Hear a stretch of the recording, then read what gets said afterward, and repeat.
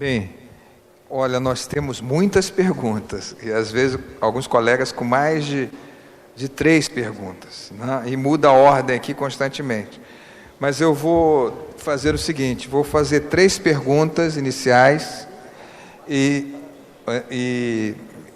aquele que quiser responder, que tiver mais familiaridade, se acuse e ajude a responder, né? Ok?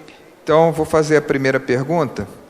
É do Antônio Pinto, que se identificou, sócio fundador da startup Kitutor.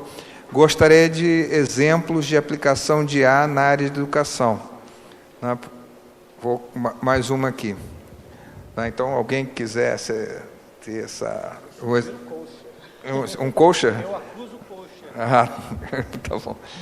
Outra pergunta que não está identificado, né? Todos sabemos que foram as Forças Armadas que alavancaram os grandes players do Vale do Silício, Oracle, PayPal, Google, Facebook e outros. O Brasil irá pelo mesmo caminho para um kick-off nas empresas startups brasileiras? É uma questão. Quem quiser responder aqui, ou mais de um. Terceiro, ao professor Sérgio Bataglia. Até que ponto a crise comercial entre os Estados Unidos e a China, materializada em parte com a Huawei, né, pode ter como pano de fundo o domínio da tecnologia 5G?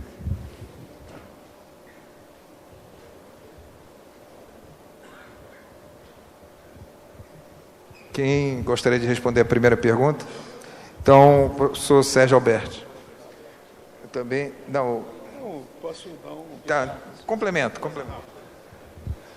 Então, para a educação, né, quando eu li esse livro da Era das Máquinas Espirituais, do Raymond Kurzweil, eu senti um frio na barriga, frio de que tinha alguns anos de carreira como professor. Então, hoje estão surgindo as inteligências artificiais que elas conseguem avaliar muito bem como os alunos estão avançando no conhecimento. Na China surgiu agora uma interface via voz, né, que você aprende a falar chinês. Então, se você acertar, ela consegue reconhecer se você está acertando. Então, acho que meio logo a gente vai ter muitas IAs treinadas para diversos tipos de conhecimento, e isso deve se tornar bem comum a gente usar a IA como uma outra ferramenta de aprendizado. Bom, eu concordo completamente. Talvez uma digressão que a gente pudesse fazer em relação à questão de IA para a educação é que hoje IA está penetrando na educação através de instrumentos de potencialização do trabalho do professor ou da interação professor-classe, por exemplo, através de gamificação, jogos, através de realidade virtual na sala. Quer dizer, eu posso, por exemplo, educar no sentido muito amplo da palavra educar. Quer dizer, que eu estou usando a palavra educar no sentido de educação básica, no sentido de educação profissionalizante, no sentido muito amplo. Eu posso, por exemplo, treinar um operador de uma plataforma de petróleo sem que ele, de fato, entre numa plataforma. Eu posso, assim como eu posso treinar um piloto de avião, pelo menos no estágio inicial, sem que ele efetivamente dirija. Eu treino num simulador. Claro que esses instrumentos incorporam massivamente técnicas de inteligência artificial, hoje em dia. Isso, vamos dizer, apenas para projetar, vamos dizer, um pouco ingenuamente, linearmente, as tendências atuais do que está por aí, né? Se a gente quiser pensar um pouco mais fora da caixa, quiser pensar sob ângulos que não estão ainda aí, toda aquela outra árvore que eu mostrei do paradigma, que não é o paradigma dos algoritmos, que envolve, por exemplo, a simbiose de inteligência artificial com inteligência humana através de implantes, o potencial disso a longo prazo, e aí nós estamos falando não imediatamente, quer dizer, eu mostrei que a partir do ano que vem já tem experiências em curso, mas as experiências estão muito mais focadas em corrigir deficiências, problemas causados por acidentes ou deficiências de visão. Isso vai começar a acontecer em menos tempo do que a gente se dá conta. Mas a incorporação de métodos de potencialização cognitiva geral, que é o que se almeja, quer dizer, é o que o pessoal está olhando, a possibilidade de você fazer uma espécie humana capaz de pensar mais rapidamente, mais profundamente, fazer coisas cognitivamente que não faz hoje, isso vai demorar um pouco mais. Mas não quer dizer que não se possa alcançar isso numa simbiose máquina-ser humano. E aí o processo educacional ficaria grandemente modificado no sentido de que ele pode ser acelerado, ele pode ser potencializado, ele pode ser diminuído em tempo. Quer dizer, eu estou aqui especulando, obviamente, mas existem essas possibilidades todas. Então você tem dois planos diferentes de raciocínio, a meu ver.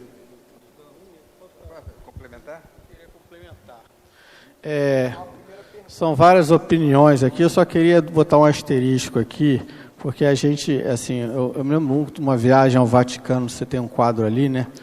Ali tem inúmeros quadros, mas tem um quadro que marca todo mundo, né? Que é a Escola de Atenas. Ali o Platão aponta para o céu, né? E do lado dele está Aristóteles falando, calma, Platão, apontando para o chão. Eu vou ser o que vai apontar para o chão, claro que eu não chego nem perto de Aristóteles. Eu vou fazer o contraponto aqui, né? A gente aqui ficou falando 2, 3 horas, poderia falar inúmeras horas sobre inteligência artificial, a inteligência da máquina, a coisa está aumentando, a coisa está velocidade, materiais, energia, dados, etc. Mas a inteligência humana continua a mesma. O aprendizado humano, tirando essa observação que o professor Kocher falou, né, ainda do futuro, o aprendizado humano ainda é bits por segundo. Nossa internet, nossa telefonia, mega, giga, tera. O aprendizado humano, eu falo isso com experiência de sala de aula, é bits por segundo. Então, para você aprender muito, você tem que aumentar muito o denominador, botar vários segundos para poder adquirir conhecimento. O ser humano, tirando essa observação, ainda é muita hora, muito livro, só está mudando o livro, não é mais livro, né? Muito notebook, muito iPad, muito PDF, tá? Mas fica aí, esse pelo menos é o meu lado. Ok. Eu vou pegar a terceira pergunta, obviamente, e é uma pergunta esperada. Eu não vou ter a pretensão de falar sobre intenção alheia, não sei quais são as origens. O ponto que eu posso colocar assim, a partir de dentro da Huawei, primeiro são os fatos. A Huawei opera em mais de 170 países, respeitando em cada um deles os regulamentos, os costumes e as leis locais. Então, tem um histórico que conta a favor. E um segundo fato que a Huawei tem, inegavelmente, uma liderança no desenvolvimento do 5G. Hoje, alguma coisa como 20% ou 30% das patentes utilizadas no 5G são da Huawei. Então, o que eu posso falar é, assim, de certa forma, este movimento que coloca a Huawei dentro de uma disputa comercial traz os seus impactos e um deles, do lado positivo, foi transformar de forma geral a Huawei em sinônimo de 5G. Hoje, você fala de Huawei, você lembra de 5G, você lembra que ela é detentora e desenvolvedora do 5G. Bom, a outra pergunta aqui é sobre se o Brasil irá pelo mesmo caminho para um kick-off nas empresas e startups brasileiras. Nós não sabemos ainda, há uma certa dificuldade, mas o que nós estamos verificando, assim como tem a DARPA, né, que é a Defense Advanced Research Project Agency, ela definia alguns projetos, desenvolvia aqueles projetos e induzia o mercado americano e mundial a desenvolver novas tecnologias. Os Estados Unidos verificou que isso é muito importante, é interessante, mas descobriu que no Vale do Silício está acontecendo o contrário.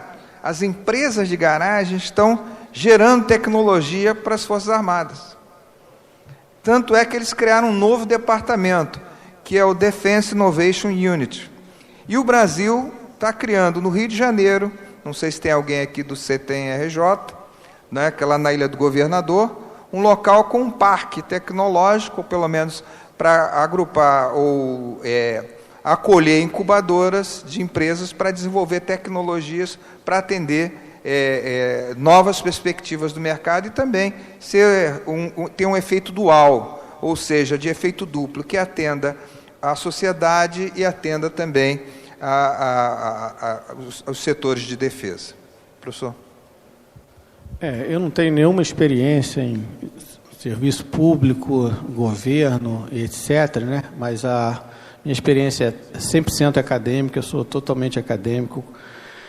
E, pessoalmente, ainda nem falando de experiência, a gente sabe todas as dificuldades de todas as esferas de governo do Brasil econômico. Então, acho que está até difícil do governo dar direções, porque o governo não tem recursos, seja ele federal, municipal ou estadual, né?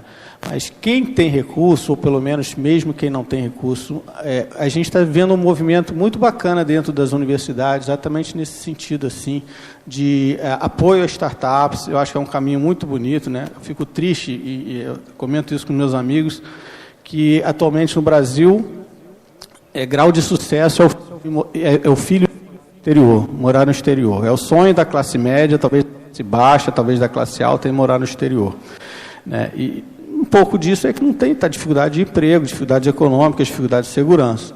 Mas eu, como um pouquinho do meu lado otimista, eu acho que eu vejo esse é o caminho. A inteligência artificial você consegue fazer coisas muito interessantes com poucos recursos, pelo poder da tecnologia inerente. Tem que saber, tem que ter dados, o problema tem que ser adequado, tem que ter alguns recursos, sim.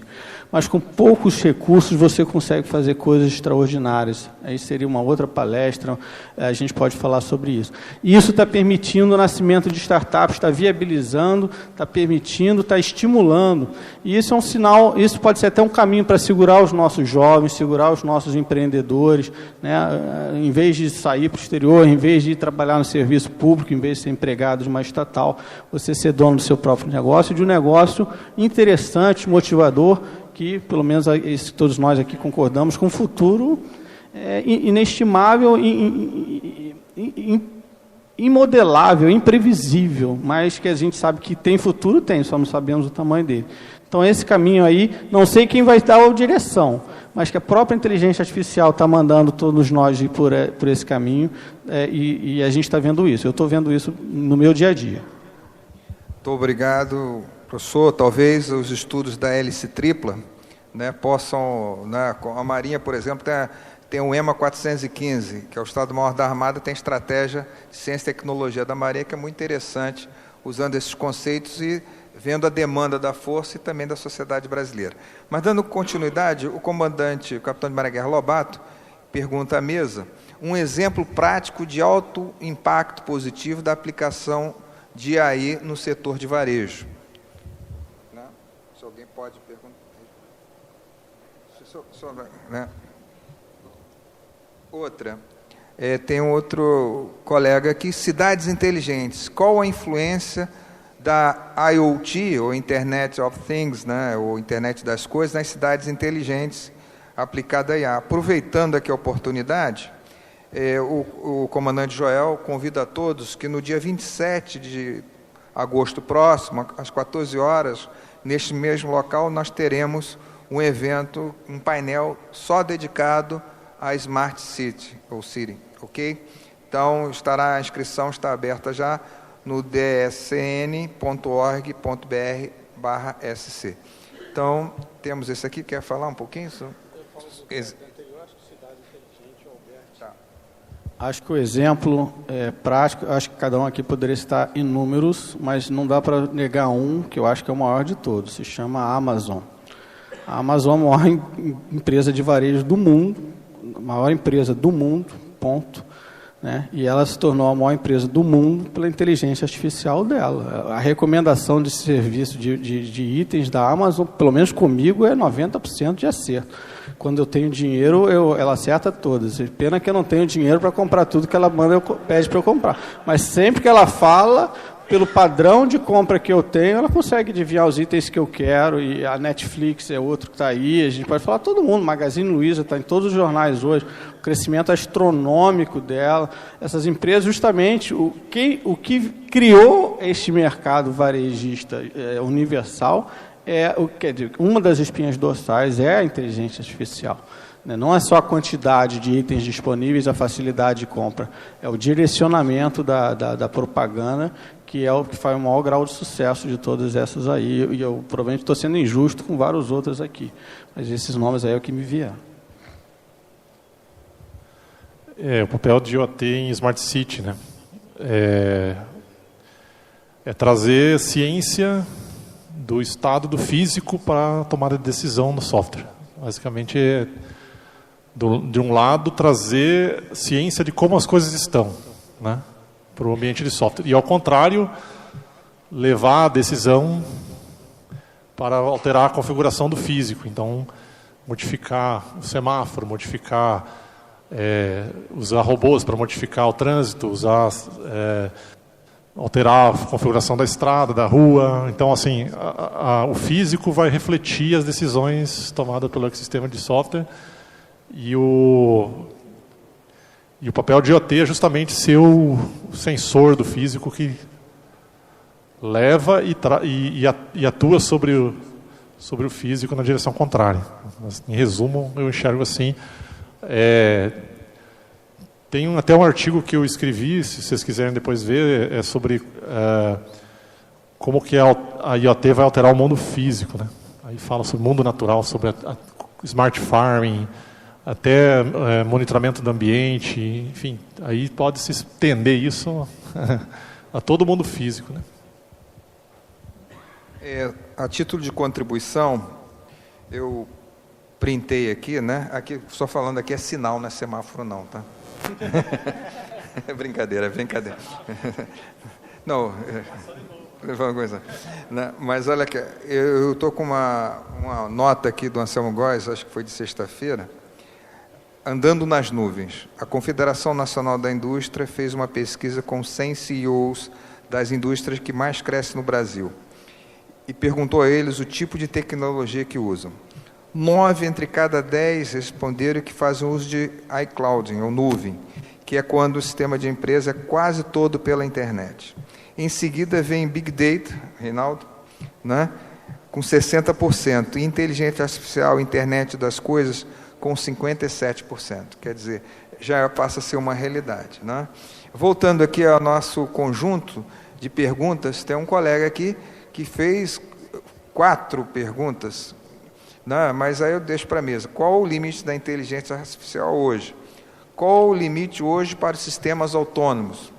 Os algoritmos para reconhecimento de padrão são abertos ou proprietários? Qual o grau de complexidade para a implementação e como prever a capacidade de computação para rodar esses algoritmos?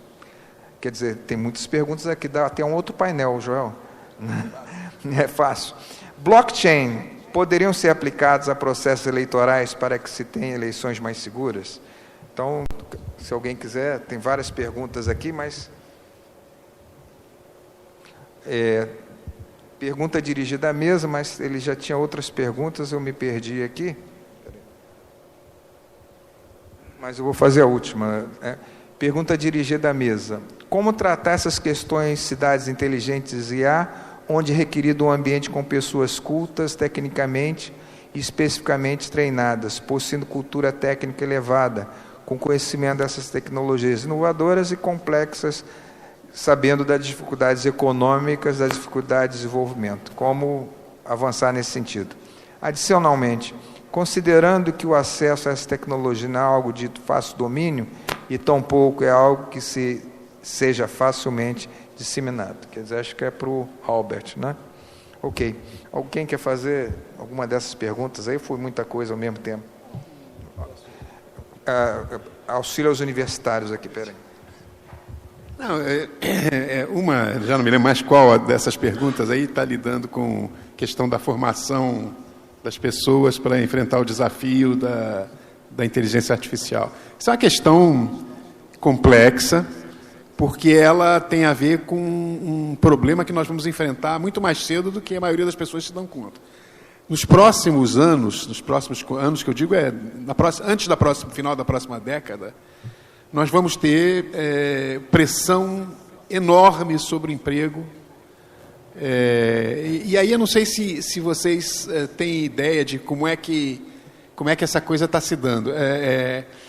No início desse processo, os primeiros empregos deslocados foram empregos de tarefas repetitivas. Por exemplo, se você está num departamento de contabilidade classificando documentos de forma mecânica, isso pode ser, de uma maneira razoavelmente fácil, substituído por um processo computacional. Depois vieram algumas coisas um pouquinho mais sofisticadas. Você tem, por exemplo, inteligência artificial funcionando num call center, em várias funções de distribuir contatos e responder, por exemplo, em call center reativos, responder chamadas, diminuir o custo de suporte técnico baseado em chamar, quer dizer, entender a natureza das questões que são formuladas. Aí vieram uma opção. Hoje, quando a gente olha fazendo um movimento muito rápido para o que está acontecendo hoje, o Instituto McKinsey publicou uma análise de profissões que estão ameaçadas pela automação e pela inteligência artificial. E não são aquelas que a gente está acostumado. Para vocês terem uma ideia, eu estava até comentando com alguém aqui na plateia ainda agora isso. Um profissional de altíssimo nível de formação, você não se torna um anestesista, um médico anestesista, com menos de 10 anos de formação. Nem pensar.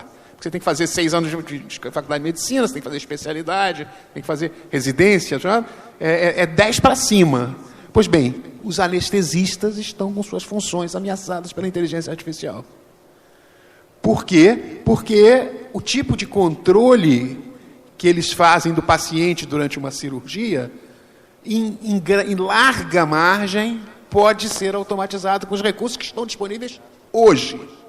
Hoje. Não quer dizer que isso vá acontecer a curtíssimo prazo, porque o anestesista, sobretudo em realidades como a brasileira, ele desempenha outras funções no quadro da equipe cirúrgica que não são aquelas de controlar o paciente durante a cirurgia. Isso é um papo muito mais comprido. Mas o fato de que uma profissão extremamente qualificada e difícil de formar, como um médico anestesista, esteja ameaçado, é altamente sintomático do desafio que a gente vai enfrentar. Então, como enfrentar esse desafio? Existem linhas estratégicas de resposta, nenhuma delas completamente satisfatória. O que se prevê hoje, isso é mais ou menos como o desafio ambiental, que o pessoal diz que não é muito sério, a gente vai resolver e tal, mas está se avolumando e a gente vai ter que lidar com ele. Então, a perspectiva hoje é que haja uma debacle de emprego, sobretudo nas economias mais desenvolvidas, onde o emprego é caro, onde as pessoas são altamente remuneradas e a alternativa reduz muito os custos. Então, essas pessoas vão perder os seus empregos e vão criar um desemprego estrutural de proporções ainda difíceis de avaliar. E a ideia de treinar essas pessoas para desempenhar as novas funções que vão ser criadas, e vão ser criadas novas funções, é um desafio de proporções também enormes. O nosso sistema educacional não responde a isso ainda e nem sabe que estratégia empregar para responder a isso, francamente. Obrigado. Vou tentar lembrar aqui das perguntas. Blockchain e eleição. Blockchain traz uma estrutura de dados diferente, né, que ela consegue, pelo formato da rede, pelo formato como as informações são registradas, ela consegue registrar essas informações de uma forma muito difícil de ser alterada. Tem alguns estudos sobre o uso de computação quântica para romper com a segurança da informação, com a imutabilidade da informação que está registrada, mas isso ainda é muito... Não é ciência, de fato, mas é especulação, né? Então, sim, ajuda muito você ter registrado de forma imutável a informação numa blockchain, no caso os votos, e não só os votos, mas tudo que acontece numa Smart City que faça sentido se registrar numa blockchain, porque essa é outra pergunta que está em aberto. Outra coisa também importante é blockchain 6G ou 5G, o que faz sentido você registrar numa rede de comunicação, numa blockchain. Uma pergunta que saiu ali também se existe limite à inteligência artificial, né? E esse tem muito a ver com o limite da computação. Então, o Raymond Kurzweil, no livro dele, A Singularidade Está Próxima, que trata da emergência de superinteligências, ou seja, um processo, a partir da criação da inteligência artificial geral, ela poderia entrar num loop de automelhoria.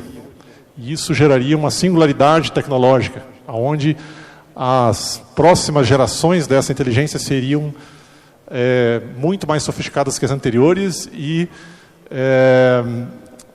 então esse processo de explosão de inteligência, né, é comentado nesse livro também. E aí ele comenta sobre o limite de computação da matéria. Então a gente hoje, como engenharia, consegue usar muito mais perto do zero do limite do que de fato se pode fazer no limite de computação da matéria. Então, se inteligência tem a ver com computação, quanto mais a gente conseguir usar a matéria para fazer computação, ou seja, entrar em escalas menores da matéria para fazer computação e criar, ou disparar processos de máquinas que se automelhoram, então o limite da inteligência artificial pode ser bem acima do que a gente está imaginando, né? Tem muita gente que fala que isso nunca vai acontecer e tem muita gente que fala que isso vai acontecer em 2045, que é a data da singularidade tecnológica que é comentada por muitos. Se eu posso complementar, assim, só do ponto de vista de limite, a questão do limite hoje está dado principalmente pelo poder computacional, pela confiabilidade de como você chega nessa capacidade computacional e no consumo de potência. Quer dizer, você tem que achar jeito de resolver isso para poder aplicar, obviamente, os limites do ponto de vista prático, são esses. De modo geral, assim, o que se tem desenvolvido, obviamente, os data centers, a computação em nuvem, tem se desenvolvido largamente, e hoje as estatísticas mostram que boa parte do que a gente fazia dentro de casa pode ser colocado na nuvem facilmente. E um dos pontos que se trabalha especificamente nesse ponto é a questão de generalizar as capacidades, tanto de dados, de processamento de dados e de computação, como também você distribuir essa capacidade. Então a gente fala hoje de Edge Data Centers, quer dizer, de capacidade computacional às vezes especializada ou mais concentrada, mas ainda assim próximo de onde ela vai ser consumida, para que possa ter uma confiabilidade maior, um tempo de resposta menor.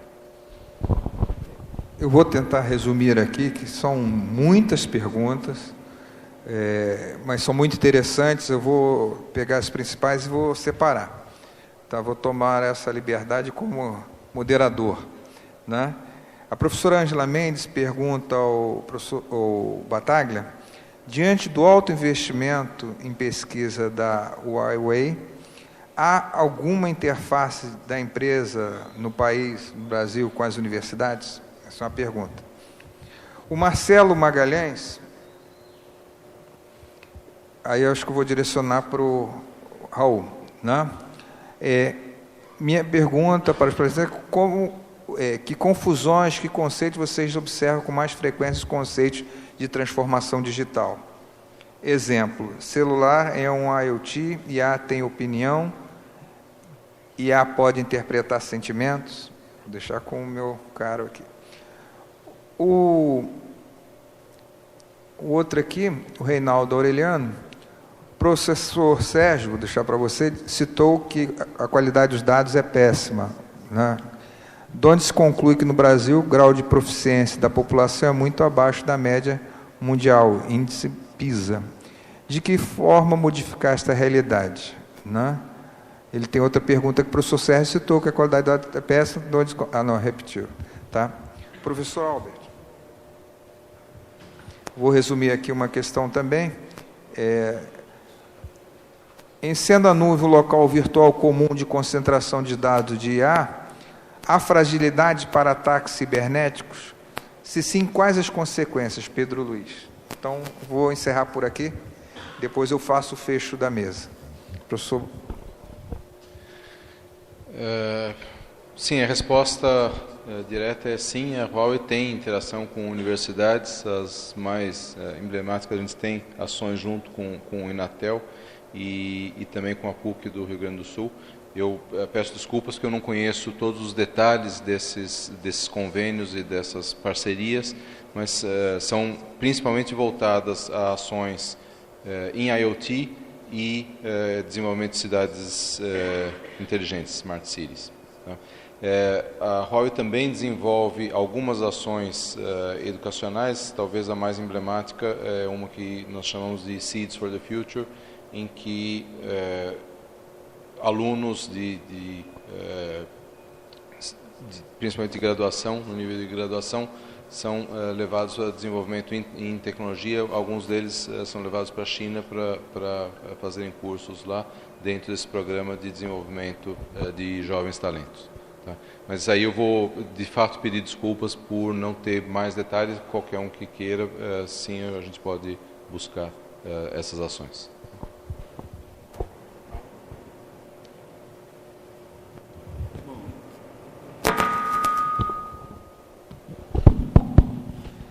Com relação à questão sobre eventuais confusões ou incompreensões com relação a questões de transformação digital, inteligência artificial, de fato existem, claro.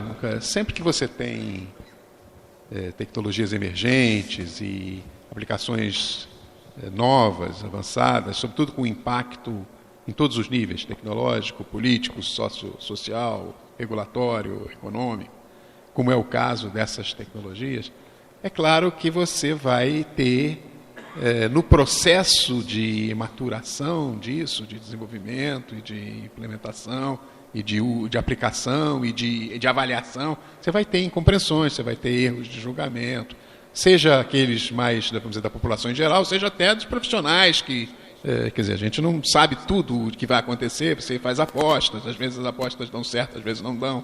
Então, eu acho que se o objetivo é entender se de fato existe um grau de incompreensão que não é desprezível, sim, a resposta certamente é sim. Como é que, vamos dizer, a gente identifica, pediram alguns exemplos e tal. Eu acho que no público em geral, quando você fala de inteligência artificial, isso conota coisas que, na realidade, podem às vezes ser parte do problema, parte do que pode ser tratado, mas não é o núcleo da questão de inteligência artificial. Quer dizer, quando vou me socorrer aqui das 3 leis do professor Sérgio aqui, que foram aventadas aqui, você pega, por exemplo, eu vou dar um exemplo assim, bem banal, porque está nos jornais de hoje, provavelmente quem usa o WhatsApp e tal está recebendo um monte de fotos e de fotografias envelhecidas de pessoas, ou esse app que faz isso está na moda agora, né? As pessoas tendem a encarar, quer dizer, boa parte das pessoas que fizeram esse exercício, por outro lado, você se surpreende, não se deram ao trabalho, por exemplo, de fazer um exercício diferente. Pegar a sua fotografia como criança, aplicar o processo e ver se ela dá a fotografia de você hoje. E a resposta, eu antecipo para você, a resposta é 99%, não dá.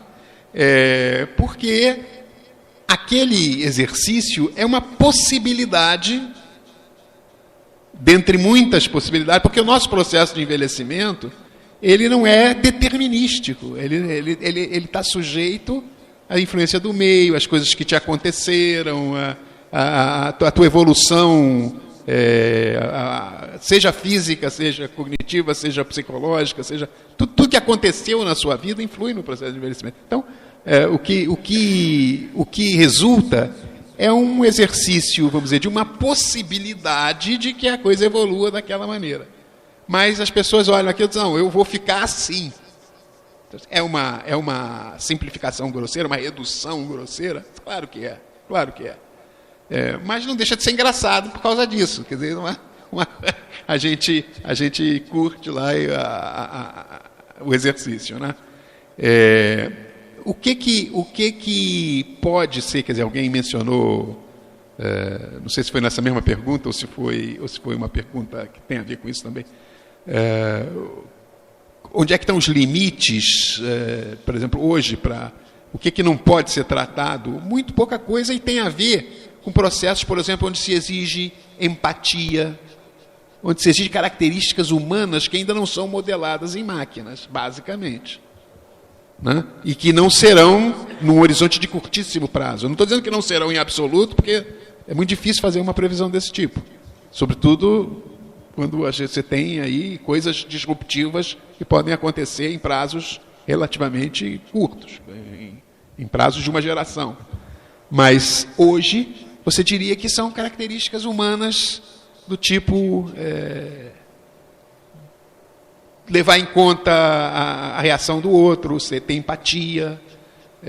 Se você fizesse essa pergunta para alguém há 10 anos atrás, a resposta seria radicalmente diferente. Se você dissesse para alguém o que não pode ser tratado por um algoritmo computacional, alguém diria o seguinte: se eu não tiver completeza de dados, eu não consigo tratar. Porque os algoritmos convencionais, aqueles baseados em regras, ou baseados em quer dizer, coisas em que eu dou entrada de dados e deterministicamente recebo saída, se eu não tiver os dados completos, eu não consigo fazer o algoritmo funcionar. Hoje, já sabemos que não é assim. Hoje temos recursos computacionais que trabalham em ausência de informação completa, porque se baseiam em experiências repetidas que deram certos resultados, que eu vou validando, e assim a gente vai caminhando. Então, a resposta a essa pergunta evolui com o tempo. Essa que é a verdade. Bem, me coube uma pergunta que está meio quebrada. Quando eu falei a questão da qualidade dos dados, não quis generalizar.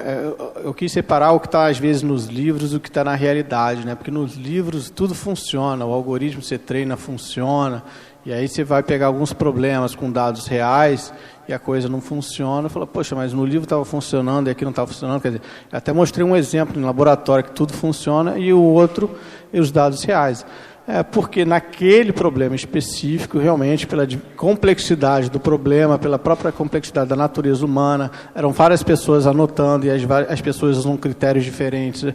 Às vezes uma mesma pessoa num dia está de bom humor, no outro dia está de mau humor, então ela escreve de um jeito, escreve do outro. Os dados acabam carregando esta diversificação quando não deveriam, e isso vai refletir lá no final.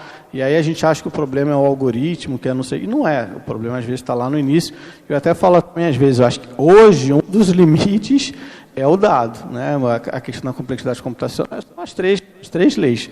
O padrão tem que ser suficientemente equalizável, equacionável, os dados têm que estar disponíveis, tem que ter uma certa qualidade, uma certa coerência, tem que refletir o padrão de forma adequada, e a complexidade computacional tem que ser compatível com o que é existente hoje. O que é existente hoje, o que há de melhor é a computação na nuvem, diversos GPUs aí.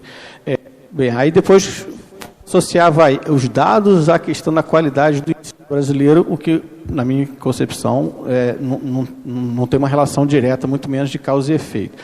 A questão da nossa situação no PISA, aí sai aqui o papel professor, sai o especialista e vai entrar o cidadão brasileiro.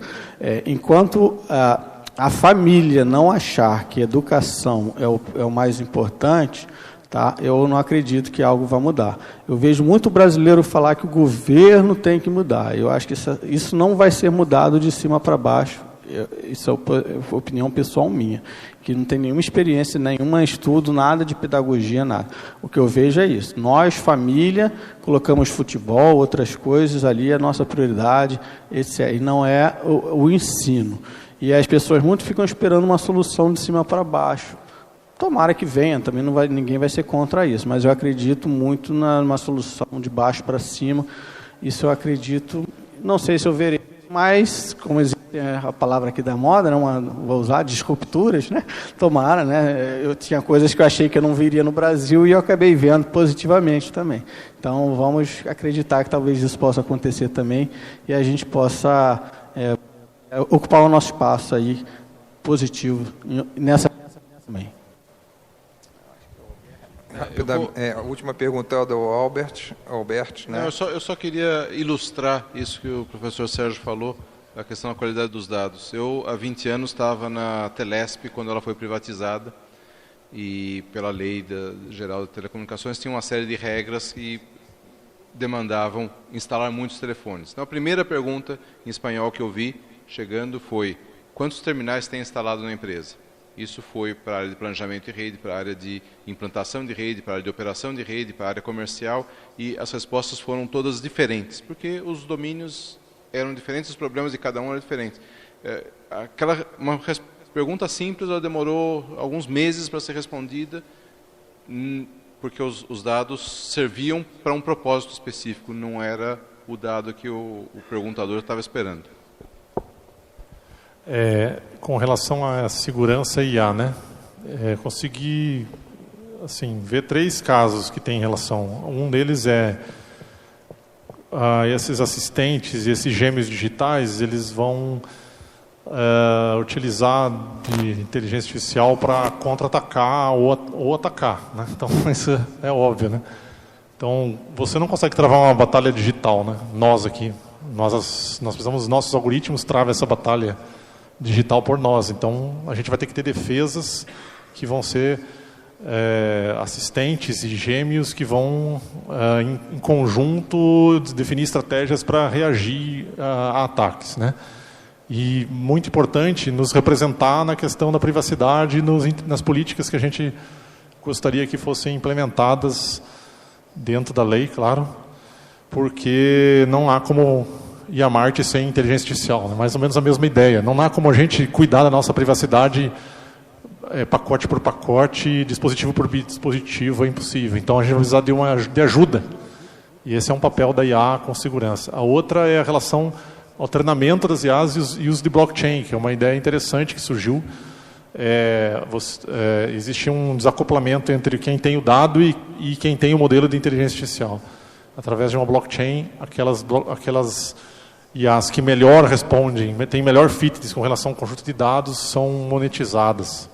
Tem projetos nessa linha, né? Eu não sei muito detalhe disso, mas é um outro caso. E o terceiro caso que eu acho que tem a ver é as IAs recebendo esses dados e fazendo inferência e tentando adivinhar o que está acontecendo e determinando comportamentos que não são aqueles normais e reagindo em função disso. Então, é claro que toda vez que você tem um programa de computador que está recebendo dados, está trabalhando com dados, você tem ali um ponto de vulnerabilidade também. Bem, estamos encerrando aqui mais um painel. Eu só queria fazer uma reflexão. Talvez o professor, vou fazer uma indiscrição aqui, o senhor formou em que ano? No IME? 68, Instituto Militar de Engenharia 68. Não é? Naquela época, né, o Joel também, outros aqui... Né? Ele pode ter as provas que eu estou precisando. Do IME, né? Antigo. Mas, só para lembrar, né, eu lembro de alguns fatos que eu aprendi no decorrer da vida, né? Mas o senhor usava Fortran, né? Com cartão. Na Escola Naval tinha isso, até quando eu entrei lá, né? Você tinha que ficar esperando rodar o cartão. Eu andava com a caixa de sapato, com os cartões, para rodar, né? Não sei se alguns de vocês fizeram isso, mas olha lá, o Reinaldo fez, né? Então, se a gente lembrar, né, Lorival também está ali, que a gente em 83 dava aula de Basic, que dava aula no cursinho lá de carta certa, de WordStar. Olha, são coisas, né? Se a gente olhar... Lotus 1, 2, 3. Então, no tempo, né? O que a gente evoluiu e que não dava. Quando eu estava fazendo doutorado em 90, quando falava em rede digital de serviços integrados, eu ficava, isso não vai acontecer, vai demorar muito. Ficava, né? Mas aí eu fiz minha dissertação em Pascal, já o doutorado em C++. Quer dizer, como é que é tudo isso? Qual é essa evolução? Né? E quando você vai dar aula, eu dei aula recentemente para uma turma de advogados, né?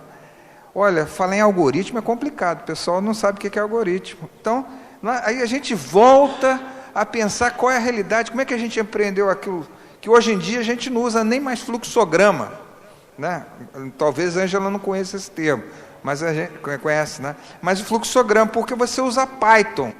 Os antigos, olha só, usavam Fortran, os novos usam Python. que é uma nova realidade, uma linguagem com várias possibilidades, né? Então, o mundo vem avançando e a gente vê toda essa tecnologia e também uma teoria subjacente sendo desenvolvida. Quer dizer, é um negócio muito legal, Joel, tudo isso que você traz aqui. Eu queria também reverenciar o comandante Paulo Padilha, que não está presente, que trabalha com você, todo esse trabalho aqui que o clube vem fazendo, e queria dizer que foi um filme na minha cabeça agora, né? Tudo que eu estou vendo aqui, e os colegas, e olhando aqui outros colegas que acompanhei durante a vida, todos esses momentos que a gente vai do desenvolvimento da tecnologia, e vê um local, né? Os seus filhos não gostam de real, né? Mas se trouxer aqui, eles vão gostar, porque não é virtual isso aqui, mas é belo, né? Então, o Clube Naval, eu agradeço ao Joel, a toda a sua equipe, todo o seu apoio aí, por ter nos brindado com essa mesa, né? Agradeço ao presidente do clube, o almirante Monteiro Lopes, né? E aos amigos que vieram aqui nos prestigiar, e dizer que dia 20 de agosto teremos a Smart Cities, ou Cities, como queiram, inscrições dsn.org.br não é mais IA, é S de Smart, C de Cities, ok? Então, parabéns a essa brilhante mesa, parabéns à organização, muito obrigado.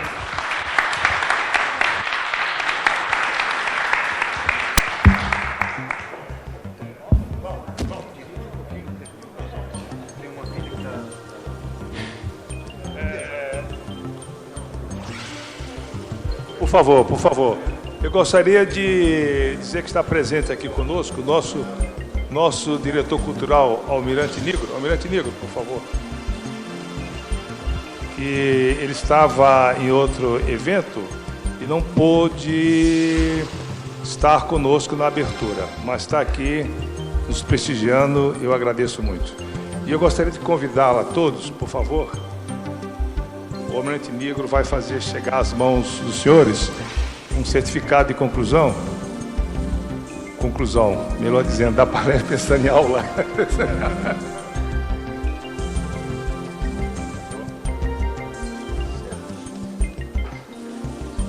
Não, mas esse aqui... Seu bataca.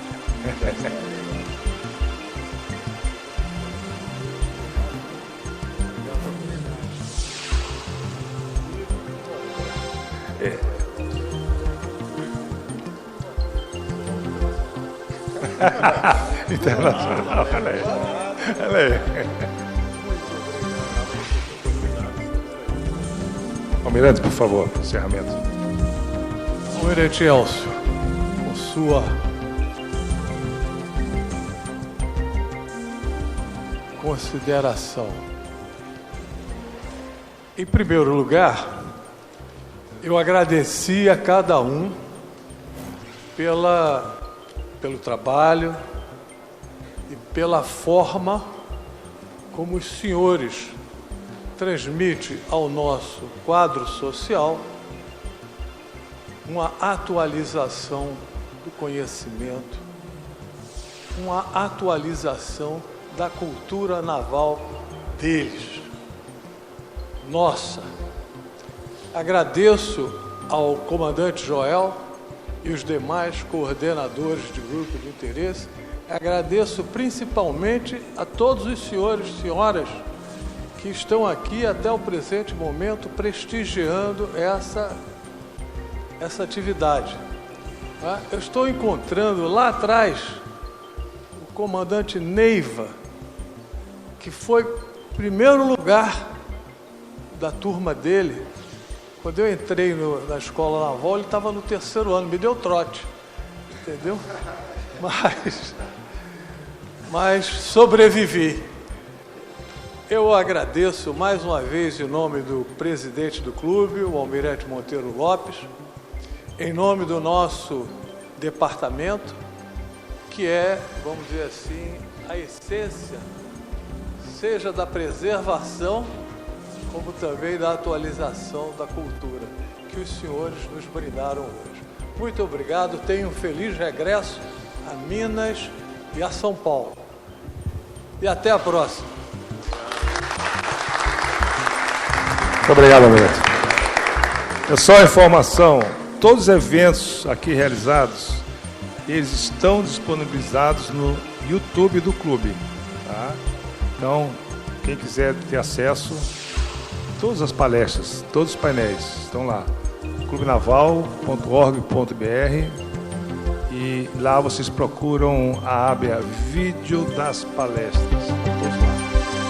Muito obrigado.